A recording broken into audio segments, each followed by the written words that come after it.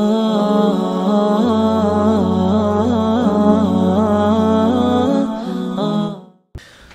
الله الرحمن الرحيم الحمد لله رب العالمين وأصلي وأسلم وأبارك على من بعث رحمة للعالمين وعلى آله وأصحابه أجمعين. اللهم لا سهل إلا ما جعلته سهلا وأنت تجعل الحزن إذا شئت سهلا ربي يسر وعين يا كريم. We'll begin where we left off from the 14th point in the Muqaddimah, the introduction of Al Aqida as detailed by Shaykh Dr. Amir Ziyad ibn Hamad al-Amir hafidhahullah ta'ala, and he mentioned point number 14. He says, وَالْعَمِلْ بِظَوَاهِرِ النُّصُوص, and they believe, or from their methodology, the methodology of Ahl Sunnah wal Jama'ah in Aqidah is that they act upon the zawahir of the nusus, the apparent, or what is apparent from the textual evidences. And then he goes on to define it by saying, وَهِيَ مَا يَتَبَادَرُ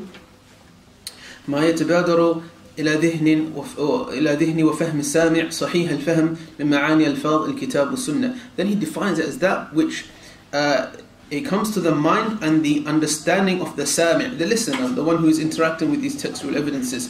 Someone who is described by having sahih al-fahm, he has fahm, understanding which is correct from the meanings of the kitab and the sunnah.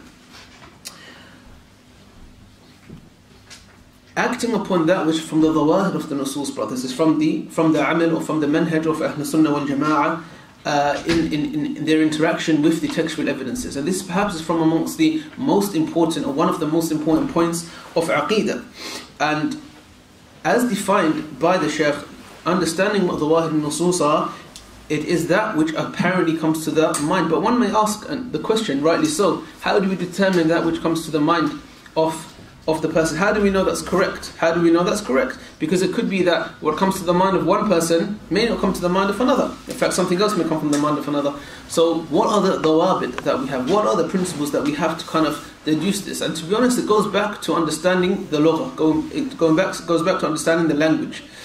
And that is determined by what we call the siyaq, the context. And the siyaq itself is governed by two things. Something we call as-sibaq and al-lihaq. That which comes before the point of reference, and that which comes, or the point in question, and that which comes after it. These are the two things that we use to determine what the zahir of a text is. What the zahir of a text is. An example of this is the word ayn. The word ayn. Ayn linguistically, generally it means that which is found, of course, on the face of a human being or an animal. Yani an object, a jariha, something which they can use to see objects, al-mubsarat, that which they can use to see. However, it differs depending on the object that is ascribed to. It differs depending upon the object that is described to. If we look at animals, for example, and human beings, etc., then of course the ayn, the eye, it's obvious what it refers to. But if you say aynul malik, the eye of the king, what does this refer to? Linguistically, generally it does not refer to the eye. It refers to spies, the spies of the king. If we refer to Aynul Nahar, the eye of the river, it refers to the source of where the river originated from.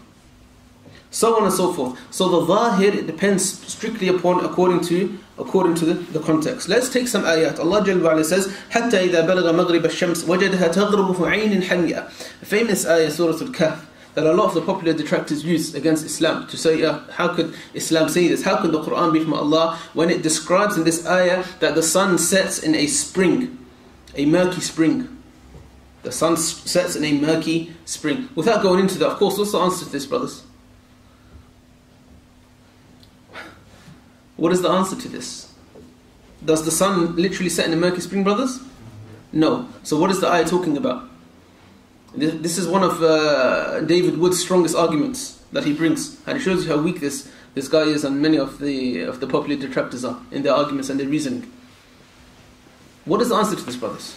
Allah Jalla wa Ala says, Dhul Qarnayn found that the sun set in a murky spring. We know that the sun does not set. In fact, the earth orbits the sun. Okay, it doesn't set anywhere that we can see. How do we understand this ayah? What about the context? To him it was as if the sun was setting. The ayah is describing that which is apparent. That which is apparent. Just as if you see, the other day I was driving with my daughter in the car, and she was like, Baba, look at the moon, it's gone into a building now. And she was laughing. She, of course, no, that's not correct, she's 4 years old. Safiyyah, my oldest daughter. But it's describing that which is apparent, and it's used in the language to describe something, just as if we say, the moon is with me. When I traverse, when I'm walking in the road, is the moon literally with me? No, it's not. But it's describing that which is apparent from a linguistic sense. From a linguistic sense. But in this particular ayah, we know that the context means a bahar, an ocean. And of course it doesn't mean that it literally said there. If we look where Allah Jalla wa'ala says, وَلِتُصْنَعَ عَلَىٰ عَيْنِي, when Allah Jalla wa'ala was addressing Musa, that you may act upon عَيْنِي.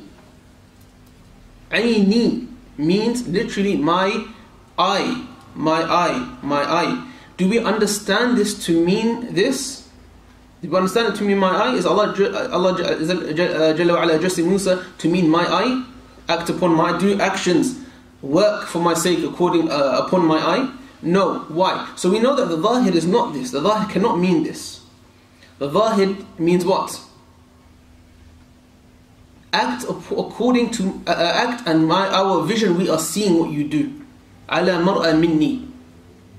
You are guided in that which you do. You are guided in that which you do. You are guided in that which you do. Allah Jalla wa Ala says, كُلُّ شَيْءٍ هَالِكٌ إِلَّا وَجْهَهُ, that everything will perish except for wajha. Wajh in the Arabic language means what? مَا يَتَوَاجَ بِهِ الْإِنسان, something which a person sees, directs with. It is describing his face. Okay? Allah Jalla wa Ala says everything will perish except for his face. Meaning Allah Jalla wa Ala's face. What does this mean? Naam. What does this mean? Allah is ever living. Allah Jalla wa Ala is ever living. Jade. Anything else?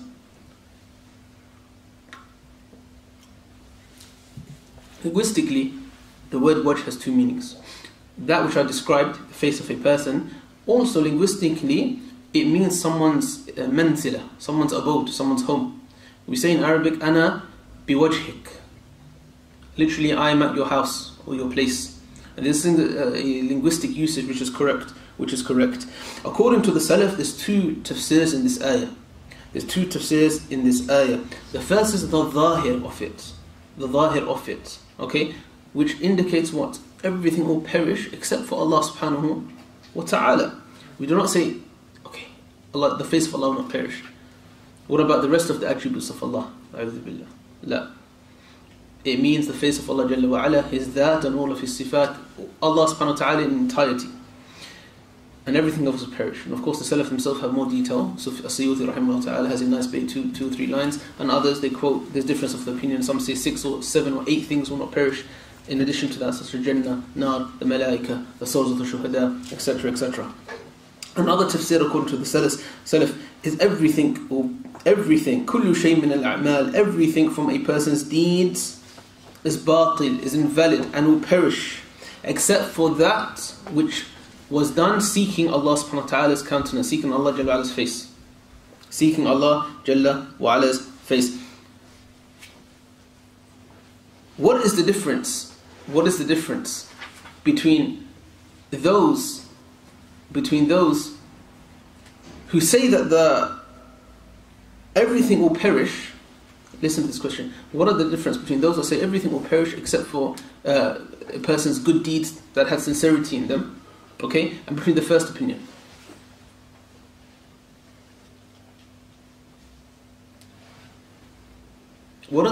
It's quite obvious. What's the difference in these opinions, guys?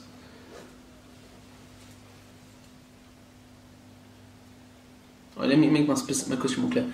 It's more specific. What is the difference in those who say these two opinions? The first opinion is the Zahir. Everything will perish except Allah subhanahu wa ta'ala, except His face, Allah Jalla wa Ala. The second opinion is that every single deed will perish except that which has sincerity in it, that which was done seeking the face of Allah subhanahu wa ta'ala.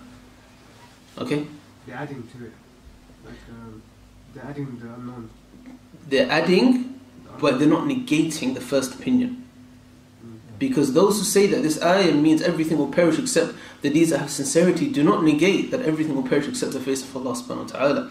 They use other adillah, other evidences to affirm the wajh of Allah subhanahu wa ta'ala.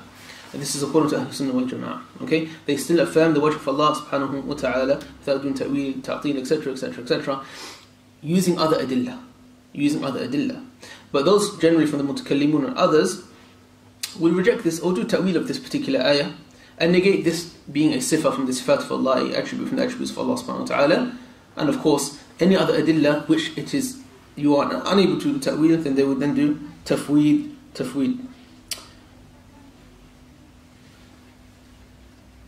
طيب. Allah Jalla wa'ala says Surah Baqarah, فَثَمَّ وَجْهُ اللَّهِ, and there is the wajh of Allah, the face of Allah. What is the zahir in this particular ayah? What is it referring to? Is it referring to the face of Allah subhanahu wa ta'ala, or do we say the zahir is something else?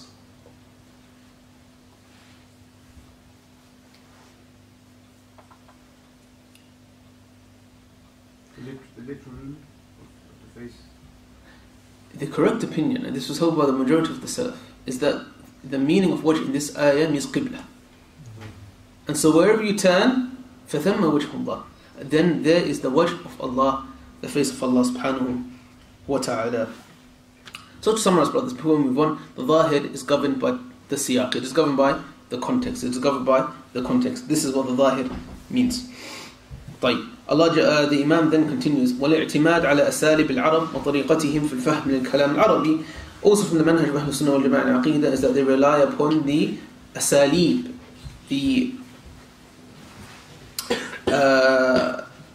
asalib, يعني the patterns in speech from the Arab themselves, the patterns in the linguistic approach or the linguistic aada or adat or customs of the Arab and their particular approach in understanding the Arabic speech. This is extremely important. Why is this important for? Why do we give preference and extreme importance? We place an extreme importance and heavy importance on the Arab, the old Arab literature in the time of Ihtijaj, in the time in which the Arab literature was an evidence, which was the first 300 years or so. Why is this important for? Why is this important? In fact, brothers, you can really open a book of tafsir except that they quote poetry, Arabic poetry, old Arabic poetry. Open Adwa al-Bayan, Imam Shinqiti alayhi rahmatullah, poetry after Tabari rahimahullah ta'ala. Likewise, of course, you have Al-Bahr al-Muhit by Abu Hayyan al-Andalusi, Kashaf by Zarkashi. You find poetry upon poetry. Tanwir ibn Ashur, afwan. The reason is, brothers, is that Allah subhanahu wa ta'ala revealed the Quran in Arabic. قرآنا عربيا غير ذي عوج لعلكم تتقون. قرآنا عربيا لسان عربي مبين, a clear Arabic tongue, a clear Arabic Quran. So to understand the Quran is to understand it how the Arab understood it. To understand the Quran correctly is to understand how the Arab understood it according to their tongue, and not any other tongue. And if you try and understand with any other tongue, then you see the tawam that happened in the later generations. In fact, Shafi'i alayhi rahmatullah in numerous places and others as well detail that the main deviance appeared in this ummah. Due to the fact that more of the Ajam, the non-Arab, started accepting Islam. And because the Arabic tongue was not there, it then led to them misinterpreting the Quran and the Sunnah. And in fact, if you look at the early innovators in Islam, most of them were from lands far away. Ma wara al-Nahr, they say. It was from in the regions of Khurasan, in that area, Ja'd ibn Dirham, Jahm ibn Safwan, and many others. They came at a time when those lands were just about opened, a few decades. The Arabic tongue was not yet codified and solidified. And this is why Ali ibn Abi Talib radiallahu ta'ala gave the order to Du'ali to then codify Arab and codify the Arabic language. And then the rules of Nahu were born. And likewise Al-Khalil gave rise to the science of Sarf, etc., etc. Then the Imam continues, وَكُلَّ مَا أَخْبَرَ بِهِ الرَّسُولُ صلى الله عليه وسلم من الأحاديث التي تلقاها أهل العلم بالقبول وجب الإيمان بها ومنها أخبار الأحد. And that which the Messenger صلى الله عليه وسلم has informed us with from ahadith that the Ahlul Ilm, the people of knowledge, have accepted, then it is Iman and faith in it is an obligation. And from amongst these ahadith, akhbar al-ahad, the singular narrations that we mentioned last week or the week before, the difference amongst singular narrations, the akhbar al-ahad. What did we say? Who can summarize the three opinions that we mentioned? Whether or not singular narrations give rise to knowledge or not. We mentioned three opinions. One opinion was that ahada hadith are speculative, they're done. Good. Meaning that they only give rise to them. Yeah. They only give rise to speculative knowledge.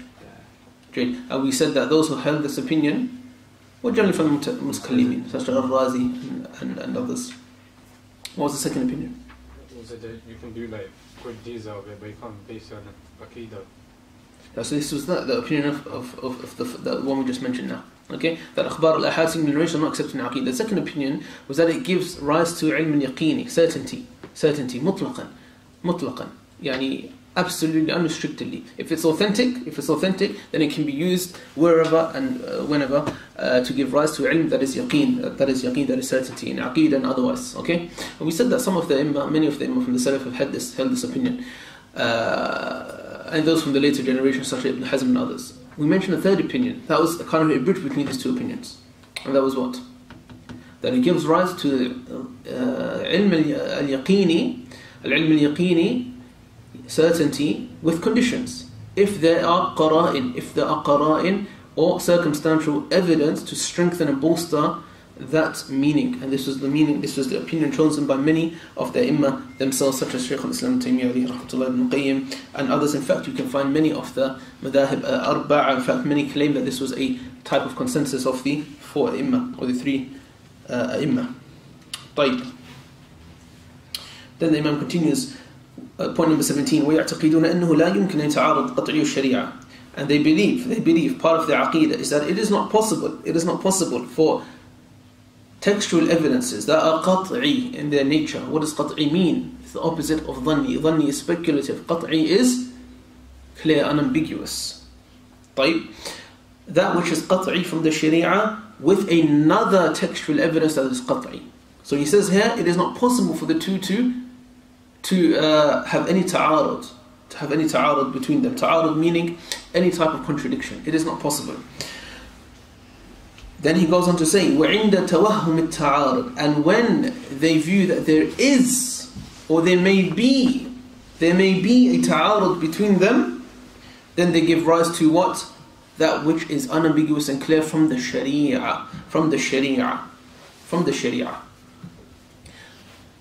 Brothers, what is the Imam saying here? He is saying, when you have two sources of knowledge that are qat'i, in their very nature, clear, unambiguous, in their very nature. One of them is from the Sharia, ayah, sunnah, hadith, anything.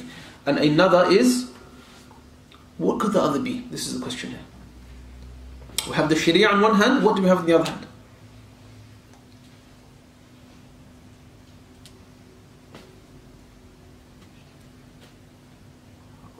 We have our aql.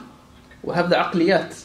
Okay? We have the intellectual evidences, the intellectual truths, if such a thing exists, and tautologies, etc. Okay? Logical truths. If there's a ta'arud, we give preference to that which is shar'i. And the Imam said here, if there seemingly is, this is a very important condition. Why? Because there can never be a contradiction. It's for this reason, as I mentioned last dars, that Imam Shaykh Ibn Taymiyyah alayhi rahmatullah wrote his kitab Dar Ta'arud al-Aql wal-Naql, that there cannot be any contradiction between the aql, the mind, the intellect, and the naql, transmitted knowledge. There can never be. And another name for this, and this is more befitting for this kitab, Muwafaqatul Aql ma'a al-Naql, that the mind, the intellect, is in full accordance, muwafaqa, with the transmitted knowledge. That they go hand in hand. Both come from the same source, which is Allah subhanahu wa ta'ala. And the summary of this book, this 11 to 13 volume book, is in one line, which is what, brothers? Who can summarize this 13 volume book in one line for me? that there is no ta'arud, there is no contradiction with what? Sahih al-naql, al-naql sahih, that which is authentic, that which is authentically transmitted, and between al-aql al-sarih, that which is from the sound intellect. The sound intellect, they go hand in hand, and there is no contradiction whatsoever. And then he continues, and if there is a seeming contradiction, an apparent contradiction between dhanniyat, speculative sources of knowledge, what do you do now? Both are speculative. Okay? Both are dhanni. Then you give preference to that which is stronger. Regardless if it's shari'i or not. You give preference to it, thubutan or dalala, due to it being more authentic, thubutan or dalalatan, or in terms of its actual meaning, its legalistic meaning. طيب. And in terms of the murajjihat, okay, this is what the Imam here is talking. He's talking about tarjih, we call it tarjih. We call it ta'arud bin, and in every single book in usul al-fiqh, brothers, when you open it, you find generally towards the back, if it's authored by the mutaakhirin upon the style of the later scholars in usul, you find they have a bab called at-ta'arud bin al-adillah, okay, contradictory evidences, and there's a number of steps that they take in order to deal with this, and one of them is of course tarjih, to give preference to one if it is not possible to combine between all of them. And the murajjihat, or the tools that the usuli uses to do, brothers, to combine between these evidences, or to choose between one another, are many. They're not 1, 2, 3, 4, 5, 6, rather they are hundreds and hundreds, as mentioned by Al-Hazmi in his book Al-I'tibar. Some say it is nearly infinite. Because it depends on the mind of the usuli or the mujtahid and how he combines between these adillah, or how he does tarjih of these adillah. And this is something which is extremely speculative, brothers. It has not happened. You cannot find two things which are contradictory from the nusus shari'iyya in specific, from the nusus that are shari'i, the textual evidences. There are no two things that contradict each other. In fact, Imam al-A'imma, the Imam of the Imams, his name was, this was his title that was given to him, Ibn Khuzaymah rahimahullah ta'ala. He was known as being able to combine between any two things if they are seemingly contradictory. And he has a famous statement: if any two things contradict, bring them to me, ajma' bainahuma, I will combine between them. And of course the Imam wrote many kutub, many books combining between adillah that are seemingly contradictory. One of the first of them was, of course, Imam Shafi'i alayhi rahmatullah himself. Then he mentions point number 18, and this is the last point of the manhaj of Ahl Sunnah. وَيَحْثُونَ عَلَى تَمَسُّكِ بِالسُّنَّةِ. This is a summary, essentially, of the methodology of Ahl Sunnah in Aqidah, that they encourage to hold tight to the Sunnah, and to cling to the Sunnah. وَالْحَذَرْ مِنْ إِحْدَاثِ الْبِدْعِ وَالْعَمَلِ بِهَا. And they warn and give caution to introducing newly innovated matters and acting upon them. كما قال النبي صلى الله عليه وسلم, just as the Messenger صلى الله عليه وسلم said, من أحدث في أمرنا هذا ما ليس منه فهو رد. Whomsoever introduces an affair to our affair, يعني Islam, that is not from it, then it is a rad, يعني مردود, it is rejected. And in another wording, من عمل عملا ليس عليه أمرنا فهو رد. Whomsoever does an action that is not upon our affair, يعني Islam, then it is rejected. It is rejected. The issue of bid'ah, brothers, it is not a small issue.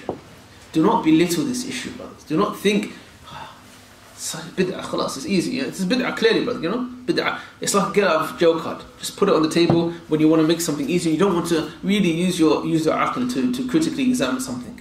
To claim that something is bid'ah, brothers, is such a severe and deep thing. It requires istiqra' of the sharia. It requires that you encompass all of the textual evidences of this deen. Mantuqan wa mafhuman. Not just the explicit meaning, but the implicit meaning as well.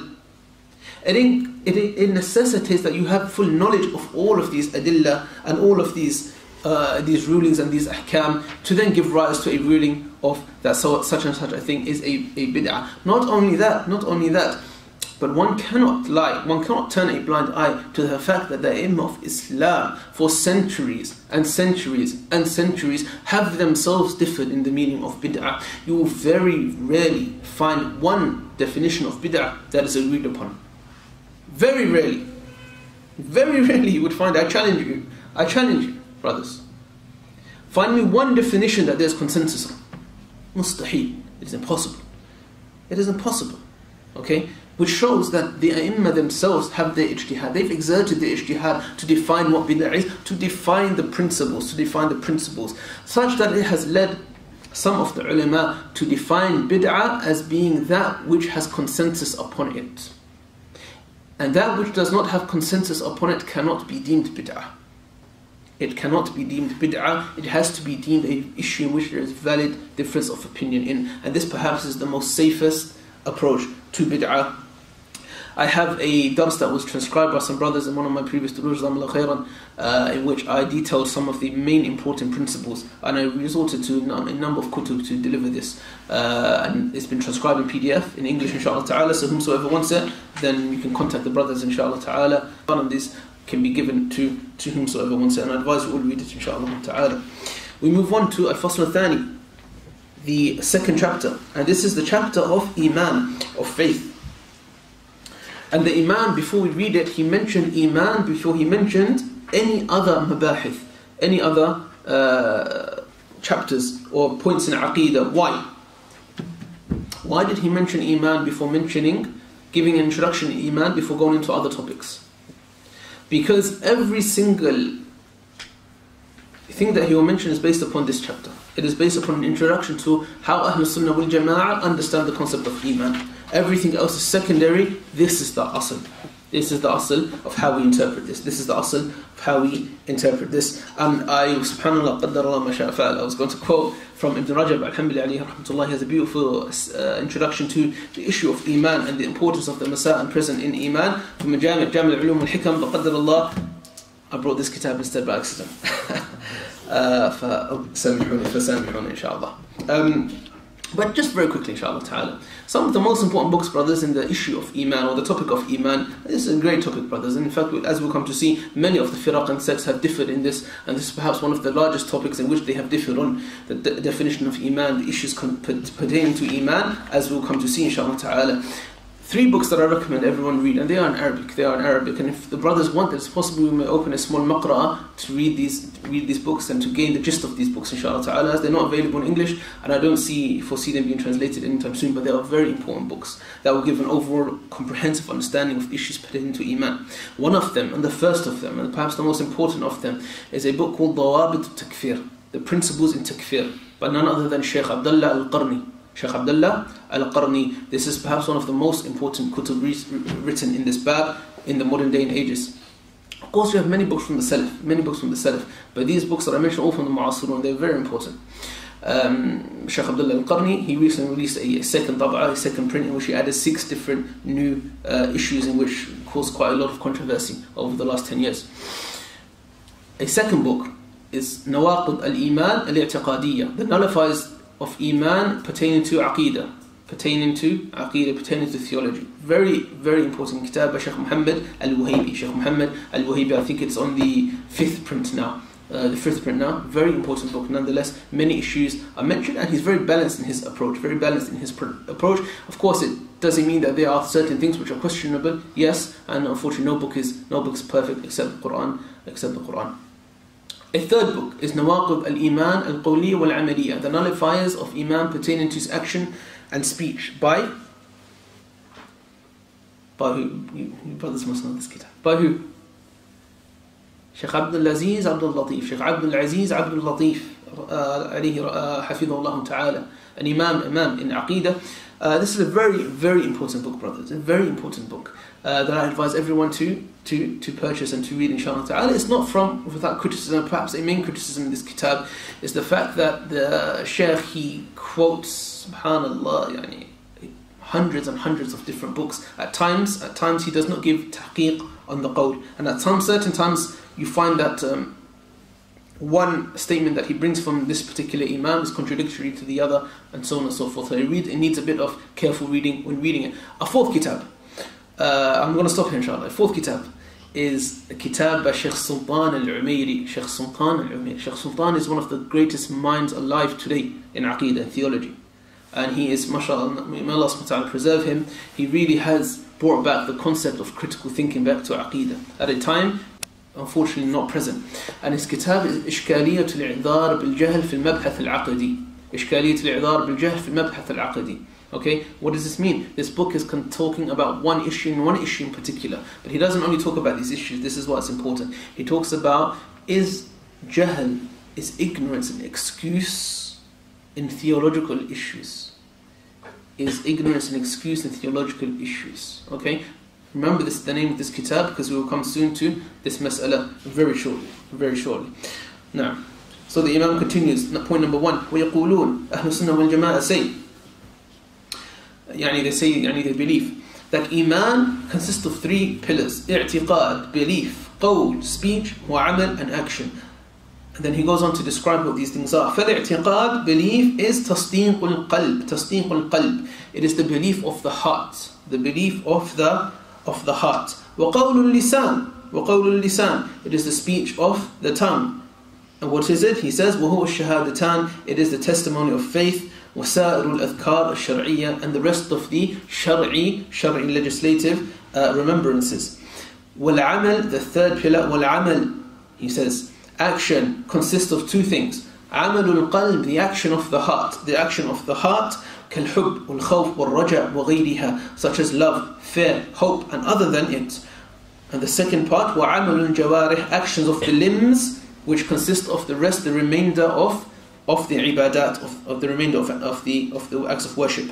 كما قال النبي صلى الله عليه وسلم, just as the Messenger of Allah صلى الله عليه وسلم said, اللهم صل على سيدنا محمد, فالإيمان بدع وسبعون أو بدع وستون شعبة. Iman is 73 to 79 branches, or in another riwayah 63 to 69 branches. The best of it, قول لا إله إلا الله, is the speech. La ilaha illallah, there is none worthy of worship except Allah. وَأَدْنَاهَا, and the least of it is إِمَاطَةُ الْأَذَى عَنِ الطَّرِيقِ, is to remove any harmful thing from the path, from the street. وَالْحَيَاءُ شُعْبَةٌ مِنَ الْإِيمَانِ, and shyness is a shu'bah, is a branch from faith. If any one of these pillars, brothers, if any one of these pillars are not present, then Iman is removed from this person. سَخَطَ الْإِيمَانِ كُلُّهُ, the rest of Iman, the Iman of a person will leave him. And if anyone wants to enter into Islam, then he must have Iman based upon these 3 pillars, such as i'tiqad, belief in La ilaha illallah, Muhammadur Rasulullah, and everything else that it is wajib for him to believe in, as we will mention in this book, inshaAllah ta'ala. The qawl, to say it on his tongue, La ilaha illallah, Muhammadur Rasulullah, or the shahada in its particular sigh, in its particular phrase. Wa amal, and action. Of course, action meaning if a person accepts shahada, then he dies. What happens to this person? He did not have a chance to do a single act, an amal. Is he not Muslim? No, of course. But it means what? And in fact, we have many ahadith of people who accepted Islam and then passed away straight away, and from the Sahaba as well. It means that he has qabul and isti'dad. He wants to do this. He is willing to submit to Allah subhanahu wa ta'ala, irrespective of when he did it or not. And do not confuse me, brothers. I'm not talking about are actions part of Iman or not. I'm not talking about someone who leaves off all actions.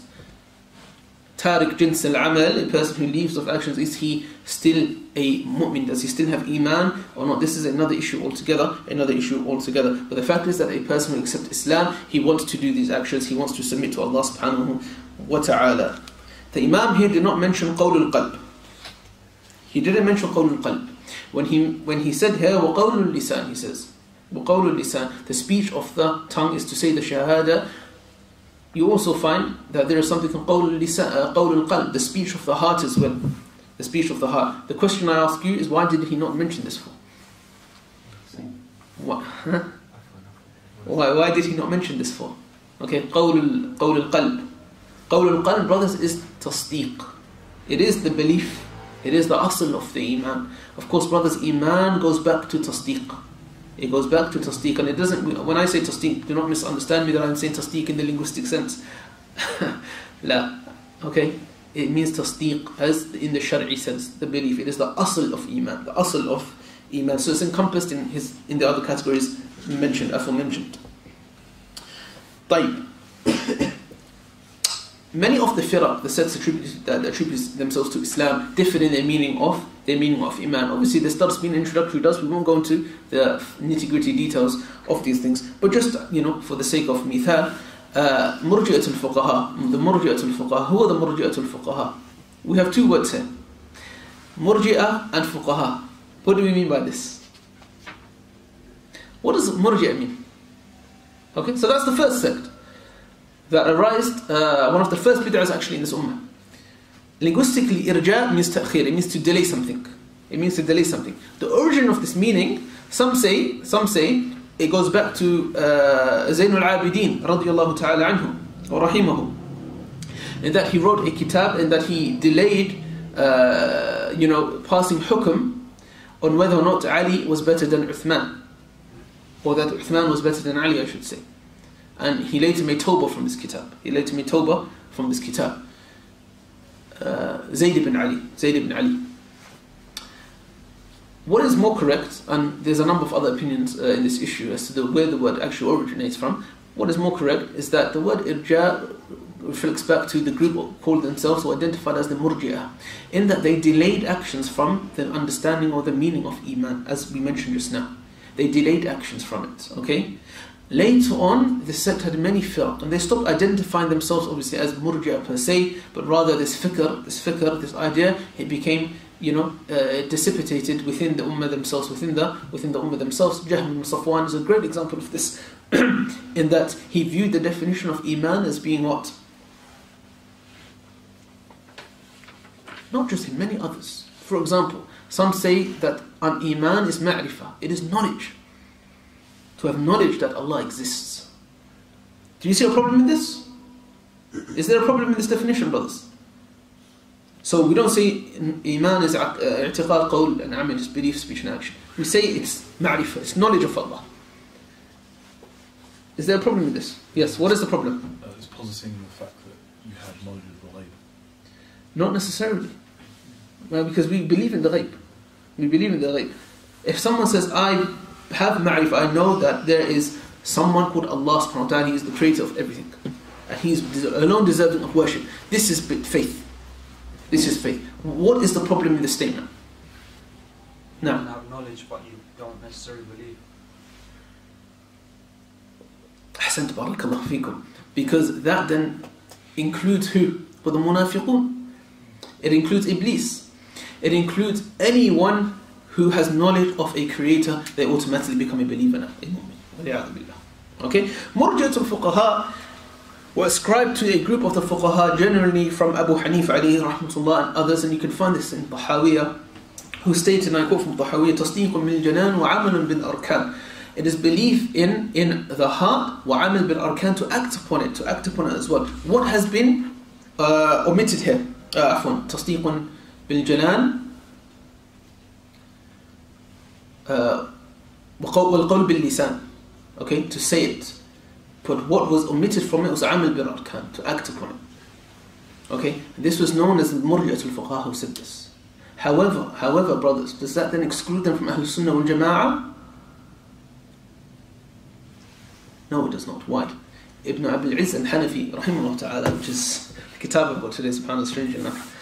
And this is a book I go back to regularly, brothers. Alhamdulillah, I've read it numerous times, and I've summarized it, alhamdulillah, but I still go back to it. And every time I read it, I find something new in it. Subhanallah. It's one of the kutub that you have to go back to. It's very one of the most important books written in Aqeedah and theology. Ibn Abil al-Hanafi alayhi rahmatullah, from the 7th century, one of the students of Shaykh al-Islam alayhi rahmatullah. His kitab is monumental in explaining the creed of Abu Ja'far al-Tahawi. He passed away in the year 311, I believe. And it's a very instrumental book, brothers. Very instrumental book. And the unique thing about this kitab is that it essentially is the explanation of Ibn Taymiyyah and Ibn Qayyim as well. It's just that he did not put their names in any of the nuqulat. There's a recent print by Sheikh Abdul Aziz Abdul Latif, the Sheikh I just mentioned recently, in that he actually did tawthiq. He actually ascribed back the exact paragraph, and we can see actual paragraphs were copied and pasted literally by the works of Ibn Taymiyyah and Ibn Qayyim, but he did not put that at the time, of course. Why? Because politically it was quite a sensitive thing to do, but it's an important book nonetheless. فإبن أبي الحنفي عليه رحمة الله, he says that the difference between Ahlul Sunnah and between the Murji'at al-Fuqaha, Abu Hanifa, Al-Qadi Abu Yusuf, etc., عليه رحمة الله, it is اختلاف لفظي. What does that mean? It means it's a linguistic difference. But there is actually no real difference. There is no real difference. Why did he say this for? Why did he say this? He said this because both still state that actions are wajib, are an obligation. Both still, the Murji'at al-Fuqaha still punt, they are fuqaha. They still ascribe hudud to those who leave the actions off. If actions were not part of Iman, if'al wala haraj, do what you want, there's no problem with it. Okay? But they still ascribe this. Others, others state, and the discussion's ongoing, some say that no, rather there is an action in ikhtilaf based upon the fruits, based upon this difference in the first place. Such as the first mas'ala is istithna. What does istithna al-iman mean? It means saying insha'Allah. Saying insha'Allah. Murji'at al-Fuqaha say that it is haram to say insha'Allah when referencing your iman. So a person cannot say, I am a mu'min, insha'Allah. It is haram to say this. La yajuz. Why? Because to say this means that you have doubt in the basis of your iman in the first place. Okay? Whereas Ahlul Sunnah wal Jama'ah are in the middle. And they look at it in reference to two things. If one says insha'Allah in reference to what he will die upon, then you say insha'Allah, because you do not know what you will die upon. We ask Allah subhanahu wa ta'ala to allow us to die upon iman. Allahumma ameen. Okay? If you say in reference to the ma'al, the wafat, what you will die upon, then you can say it. Mustahab to say it, no problem. But if you say it in reference to the basis of your iman, then they agree with Murji'at al-Fuqaha, and that is la yajuz to say this. Because if you say this, essentially it means it entails that you have doubt in the first place. And you cannot have doubt. So it depends on the context and the usage. Others say that another problem based with this difference between the Murji'at al-Fuqaha and Ahl-Sunnah was that it gave rise to the fusaq. It gave rise to the fusaq, the evildoers. Okay? Who viewed the textual kind of book, and this is quite a weak reason in my opinion, and it gave rise to the extremists in Iman as well. And I believe Allah Jalla wa Ala knows best. Definitely the khilaf is lafdi, and Allah Ta'ala a'lam. Point number 2. وَإِنَّهُ يَزِيدُ بِالطَّاعَةِ وَيَنْقُصُ بِالْمَعْصِيَةِ. That Iman increases in ta'ah, it increases in ta'ah, and it decreases with ma'siyah, with sins. Ibn Abi Dawud Sijistani says in his Ha'iyyah, وقل إنما الإيمان قول ونية وفعل على قول النبي مصرح ينقص بالمعاصي وتارة بطاعته ينمي في الوزن يرجح. And say that indeed Iman is action, speech and niyyah. And niyyah يعني اعتقاد, intention. It increases with good deeds and it decreases sometimes with ma'siyah. And this is something that is ijma' amongst Ahl Sunnah, wal Jama'ah. And it's interesting because if you open up Sahih Muslim by Imam Nawawi Al-Minhaj, you find when he discusses the hadith about this, you find that Imam Malik alayhi rahmatullah himself had numerous riwayat that Iman increases, but one of his riwayat, his opinion was that Iman did not decrease. It can only go up, but it can never decrease. And there's a decent discussion on that. طيب. Many of those who oppose Ahlul Sunnah wal Jama'ah in the definition of Iman state that Iman is one particular thing. It does not decrease, nor does it increase. Why? Because it cannot be it cannot be partitioned in any way, shape or form. It is one block. And this is of course the opinion of the Khawarij, the Murji'ah, as we mentioned before, and likewise the Mu'tazila, who agree with the Khawarij, in that a person, if he doesn't act a major act, a kabira, a major sin, then what did the Mu'tazila say? He is in, we do not say he is mu'min, nor do we say he is kafir. He is manzila bayn manzilatayn. He's in a station between both of them.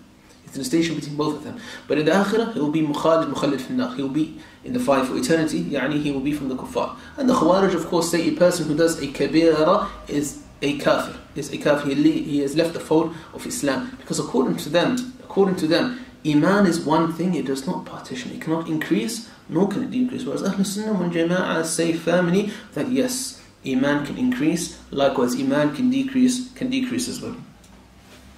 طيب. Ibn Majah alayhi rahmatullah mentioned in his Sunan from Jundub ibn Abdullah that he says, Kunna futyan hazawira. Once we were young shabab. فَتَعَلَّمْنَا الْإِيمَانِ. We learnt Iman.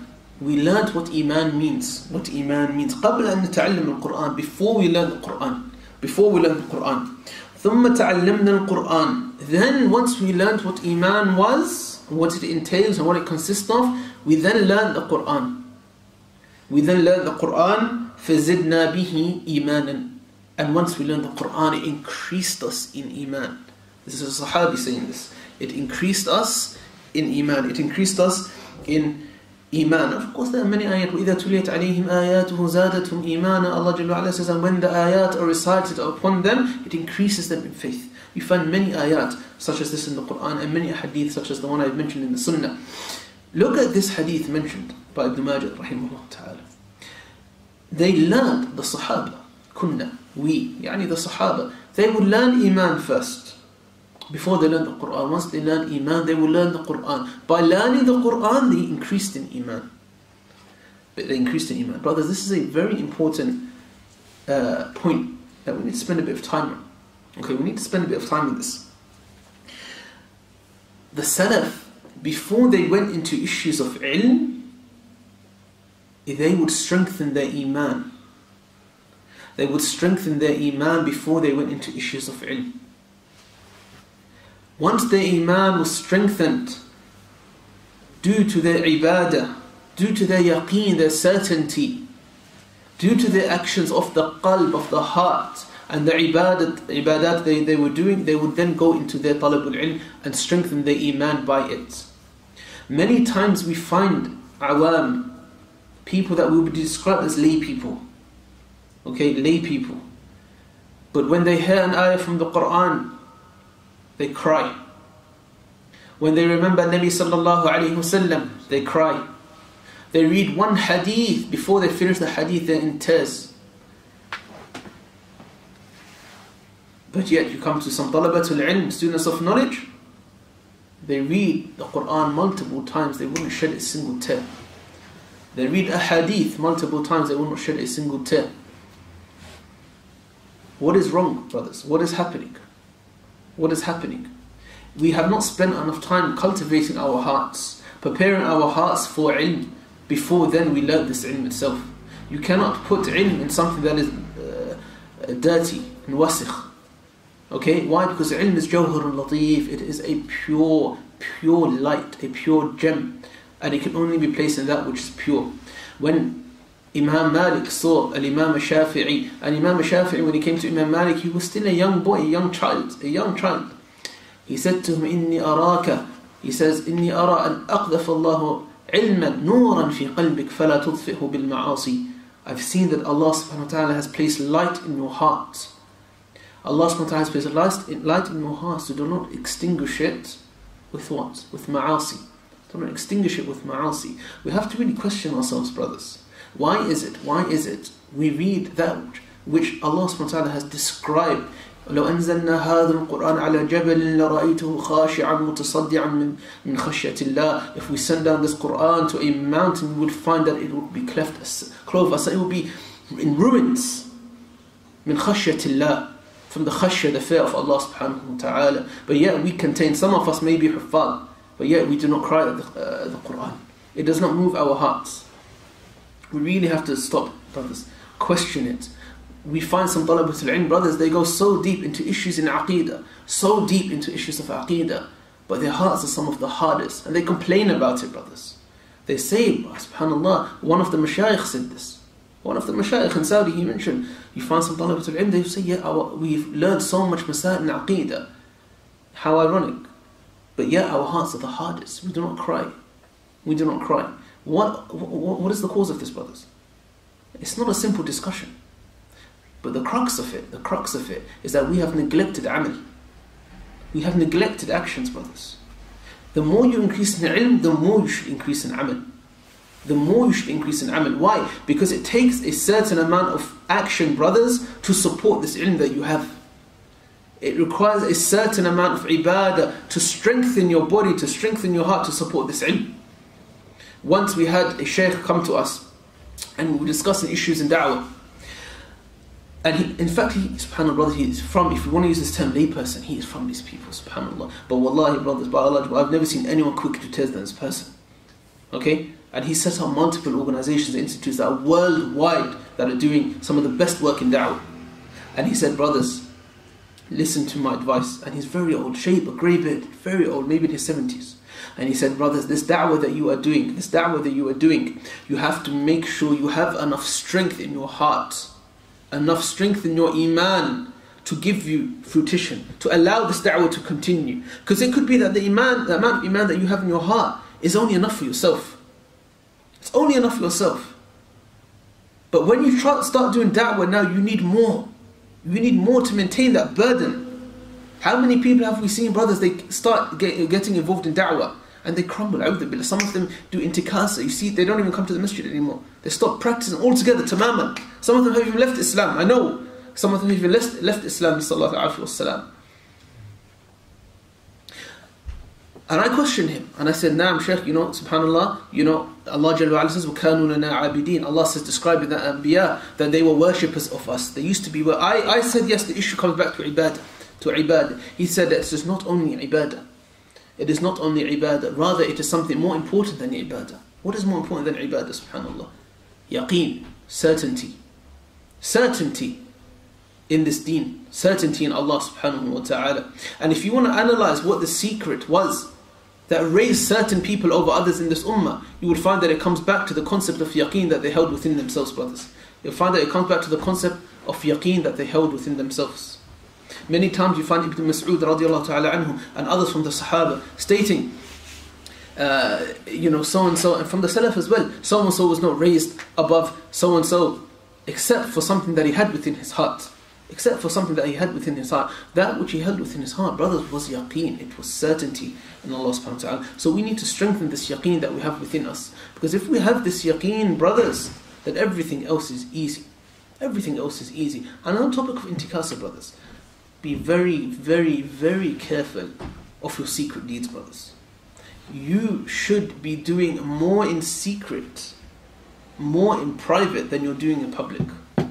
And if you find you're doing less in secret, more in the public, then there is a serious problem here, brothers. Wallahi, there is a serious problem. Because from the Salaf we can understand. Open up Siyar A'lam an-Nubala, open up any book describing the actions of the Salaf, brothers, and look at the greats from this ummah, that which was only passed away recently. You'll find that their secret deeds outweighed those deeds which they did in public. And subhanAllah, brothers, there was once a brother in our area in Finsbury Park and he was a well-known brother, subhanAllah. He passed away, he drowned when he went to Egypt, rahimahullah ta'ala, brother Firdaus. But yeah, this brother was ajib. Wallahi, he was ajib. I don't know if you know this brother. This brother, subhanAllah, brother, when he was alive, by Allah Jalla wa'ala, he was ajib. He was very young. I don't think he hit 20. But yeah, he had qabool. Allah Jalla wa'ala gave him acceptance on this earth. It was very strange. Everyone knew of Firdaus. Everyone loved Firdaus. Those that met him loved him. There was something special about him. And when he passed away, alayhi rahmatullah, they went back to his dorms in Egypt. And of course they were packing his things. And it came to a shock to all of us, brothers. And they opened up his diary, his private diary. And in it he had a private schedule that he put for himself. And wallahi, brothers, that which he put in the early hours of the night, what he used to do of tahajjud and qiyamul layl. And he used to keep a diary of everything he used to do, brothers. Wallahi, put everyone to shame. And you can understand why Allah subhanahu wa ta'ala raised this guy, this person, rahimahullah ta'ala, to such a level, such that he gave him shahada, inshaAllah. And we hope and we pray that it's a shahada. Someone who drowns, of course, and Nabi sallallahu alayhi wa sallam mentioned ahadith sahih, that it is shahada. Allah Jalla raised him to that level where he had qabool and acceptance in the earth. And you can see it from their secret deeds, brothers. So pay attention, brothers. Pay attention. Increase your secret deeds, brothers. Every single one of us should have a deed that is secret. No one knows it except Allah. Not your brother, not your sister, not your wife, not your kids, no one except Allah Jalla wa Ala. And if we have it, alhamdulillah, increase it. Increase it. Make it 2 things, 3 things, 4 things, 5 things.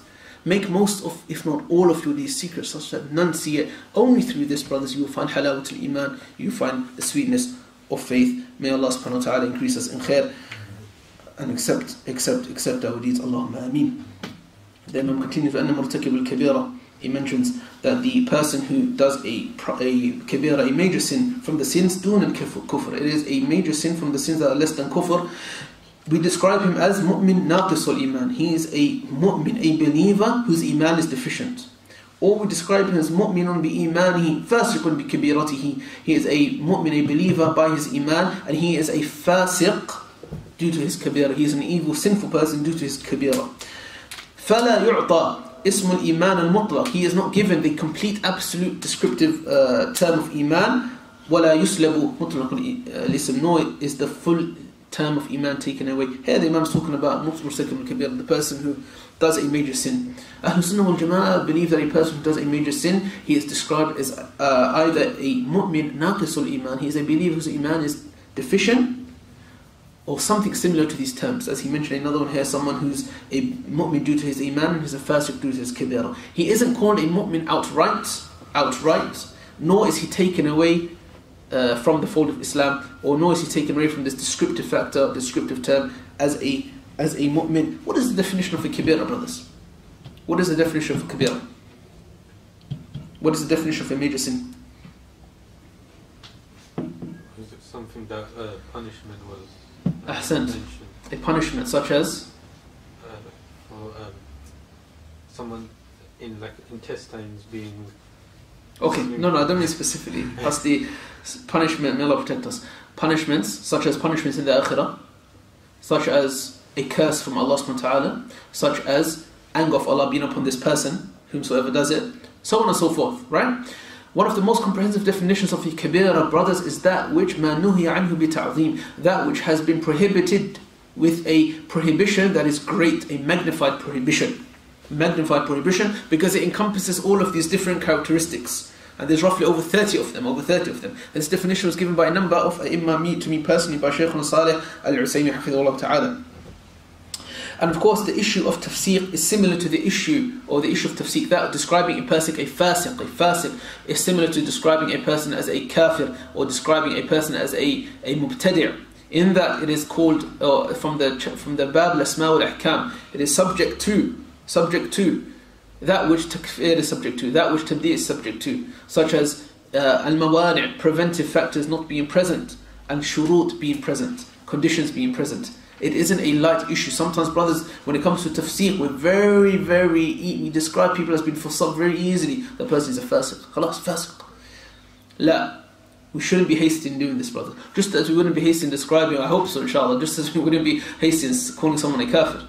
Okay? And if we are, Allah musta'an. The Imam continues, وَلَا يُكَفِّرُونَ أَحَدًا مِنْ أَهْلِ الْقِبْلَةِ بِذَنْبٍ إِلَّا بِالْكُفْرِ. Nor do they make takfir of anyone, from point number 4, nor do they make takfir of anyone from the qiblah, from the people of the qibla, with a dhanb, with a sin, illa bil kufr, except for that which is disbelief, which is disbelief. What is Ahlul Qibla? What is Ahlul Qibla? Ahlul Qibla, brothers, is every single person that ascribes himself to Islam. Anyone who describes or ascribes himself or herself to Islam is counted amongst the people of the Qibla. Ahlul Qibla, and this is the definition given by Al-Ghazali alayhi rahmatullah, and Ibn Abd al-Barr, Hafidh al-Maghrib, and many others. The Imam then continues, وَلَا يَشْهَدُونَ لِمُعَيَّنٍ مِنْ أَهْلِ الْقِبْلَةِ بِجَنَّةٍ وَلَا نَارٍ إِلَّا لِمَنْ شَهِدَ لَهُ الْكِتَابُ وَالسُّنَّةِ. Nor do they testify to a specific person from Ahlul Qibla, the people of the Qibla, with Jannah or the fire, Nar, except those who have been described as being deserving as such, either from the Quran or from the Sunnah. What does this mas'ala mean, brothers? This means we cannot say that so and so specifically is going to be in Jannah or he's going to be in the Nar, except if we have dalil for it, except if we have evidences for it. And this issue in and of themselves, brothers, there are three aqwal, three different opinions held amongst the ulama, as mentioned by Ibn Abd al-Izz al-Hanafi rahimahullah in his kitab. The first opinion, brothers, is that we do not describe anyone in particular as being deserving of the fire or Jannah, just the general characteristics. And this is a very weak opinion, because we have nusus that say specifically so-and-so is in the Jannah, so-and-so is in the fire. The second opinion, which is held by the majority of Ahlul Sunnah wal Jama'ah, and this is the one that aligns itself with the textual evidences, which is that we, as the Imam mentioned here, so he favours the second opinion, that we say so-and-so is in the fire, a specific person is in the fire or the Jannah, if there's textual evidence to say so, such as what? عشرة مبشرين 10 promised ساعد سعيد وابن عوف وطلحة وعامر فهن وزبير وممدح, as mentioned the Hayy and other things, other evidences for that. The third opinion is it increases on the second opinion slightly, increases upon the second opinion slightly, and that is what? We also say specifically that so-and-so can be in the fire or Jannah if there is a near unanimous agreement of the Muslims on that person. If there is a plethora of Muslims who state that so-and-so is going to be from Jannah. Why? The hadith in which Nabi sallallahu alayhi wasallam was with the Sahaba and a janazah was passing and they said this person is going to be in the fire. And Nabi sallallahu alayhi wasallam said, wajabat. Another janazah, so-and-so is in Jannah. A people from the people of Jannah. Nabi sallallahu alayhi wasallam, wajabat, it is true what you have said on both accounts. And then he said, Antum shuhada Allah fil ard. You are the witnesses of Allah subhanahu wa ta'ala in this earth, in this earth, in this earth. So this is the third opinion. طيب. The question then arises, and of course the Imam rahimahullah ta'ala took this from Tahawiyyah, in which Imam Tahawi said, وَلَا نَنزَلُ أَحَدًا جَنَّةً وَلَا نَارًا إِلَّا لِمَا شَهِدْنَا الْكِتَابُ وَالسُّنَّةُ, or Nabi sallallahu alayhi wa ala, or Rasul sallallahu alayhi wa sallam. And we do not place anyone in the fire except that which we have textual evidences for. The question then arises, brothers, what about those who are not from Ahlul Qibla? Because all of this is concerning a specific person from the people who ascribe themselves to Islam. What about those who do not ascribe themselves to Islam, the non-Muslims? What do we do then? Can we then be specific and say, yes, this person did not die upon Islam, he's in the fire? Number one. If they are alive, then no. Of course not, because we do not know how a person will pass away. He may die upon Tawheed. Even if our own eyes did not see it, it is possible that he may die upon Tawheed. So we cannot do that except if there's a constraint. Except if we add a condition and we say, if he dies upon kufr, then he's in the fire. And this is a general statement. If it is after a person's death, then this is where Ahlul Sunnah wal Jama'ah have themselves differed. Some say yes. If he did not apparently die upon Islam, then you could say yes, he is in the fire. And some say no, you cannot say he's in the fire. And the discussion is ongoing. And a benefit we can derive from this, brothers, is that again, we shouldn't be hasty when it comes to placing ahkam on people, being judgmental and saying who is in the fire, who is in the... It is not from our ilm. It is from the ilm of Allah subhanahu wa ta'ala, and it does not frankly concern us. We judge people upon the dawahir, upon the apparent nature. If a person was apparently from the fusaq, and he perished, then by Allah we're happy. This is from the aqeedah of Ahlul Sunnah wal Jama'ah. A person who is harming the Muslims with their fisq, with their sin, whether he's Muslim or not, we are happy at their death. We are happy. This is by ijma', by consensus of Ahlul Sunnah wal Jama'ah, as mentioned by Harb ibn Ismail al-Karmani in his aqeedah, and other books in i'tiqad. Okay? Because Allah subhanahu wa ta'ala has alleviated the ummah from this person's evilness. May Allah subhanahu wa ta'ala protect us. طيب. Barakallahu feekum. We'll continue next week inshaAllah ta'ala. In fact, we'll continue one last point. InshaAllah ta'ala. Because it's connected to what we mentioned. Point number 7. Ahlul Sunnah ويحذرون من نواقض الإيمان. Ahlul Sunnah wal Jama'ah warn from the nullifiers of Iman. And here the Imam defines what a nullifier of Iman is.